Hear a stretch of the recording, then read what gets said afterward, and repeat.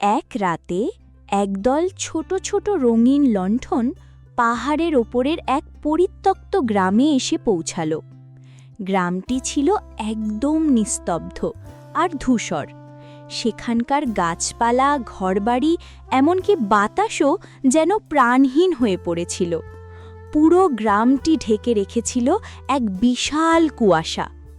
বাতিগুলো গ্রামে পা রাখতেই কুয়াশা গম্ভীর গলায় বলে উঠল, তোমরা এখানে কেন এসেছ? এই গ্রামে কোনো আলো নেই, কোনো আনন্দ নেই। এখানে সব কিছুই এখন পাথরের মতো ধূসর। লাল রঙের ছোট্ট লণ্ঠনটি হেসে উত্তর দিল, আমরা আলো খুঁজতে আসিনি বন্ধু কুয়াশা, আমরা এসেছি আলো বিলিয়ে দিতে।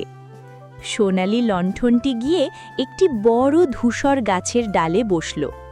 বসার সাথে সাথেই জাদুর মতো গাছটি সবুজ হয়ে উঠল আর ডালে ডালে লাল ফুল ফুটতে শুরু করল।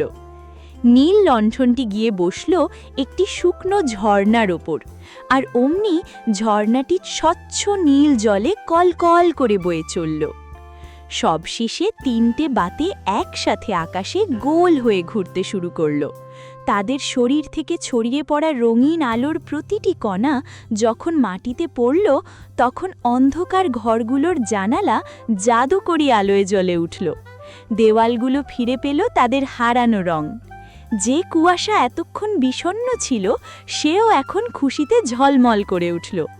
কুয়াশা অবাক হয়ে বলল, তোমরা তো অসম্ভবকে সম্ভব করলে, এই গ্রামকে আবার প্রাণ দিলে। সোনালি লণ্ঠনটি মিটিমিটি হেসে বলল, একটু ভালোবাসা আর ইচ্ছার আলো থাকলেই যে কোনো অন্ধকার দূর করা যায়। সেই থেকে পাহাড়ের ওপরের সেই গ্রামটি আর কখনো অন্ধকারে ডুবে যায়নি।